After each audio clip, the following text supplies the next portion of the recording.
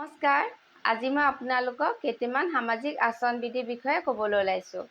এই আচৰণবিধিসমূহ মানি চলিলে আপোনালোকে নিজৰ ব্যক্তিত্ব গঠন কৰাৰ লগতে সমাজত প্ৰতিষ্ঠা লাভ কৰিবলৈ সক্ষম হ'ব। সকলোকে মৰম স্নেহ কৰিব। মিঠা কথা বিনয়ী স্বভাৱে শত্ৰুকো মিত্ৰ কৰে। সমাজত সকলো ক্ষেত্ৰতে ঘৰ, সংসাৰ, সমাজ, ব্যৱসায়, চাকৰি, বিদ্যালয় এই সকলোবোৰতে এই গুণৰ বৰ আৱশ্যক। সেয়েহে মিঠামুখীয়া হওক।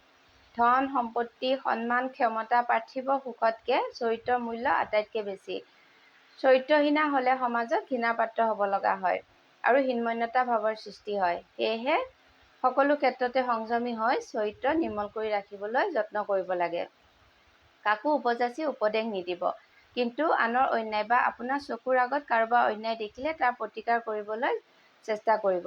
উচ্চ নীচ, ধনী দুখীয়া এই সকলো শ্ৰেণীৰ লোককে তেওঁলোকৰ প্ৰাপ্য সন্মান আৰু শ্ৰদ্ধা কৰিব।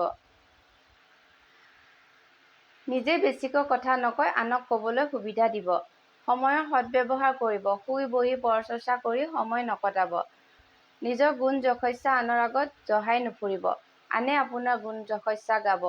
নিজৰ মূল্য আৰু শক্তিৰ ওপৰত ভিত্তি কৰি চলিব।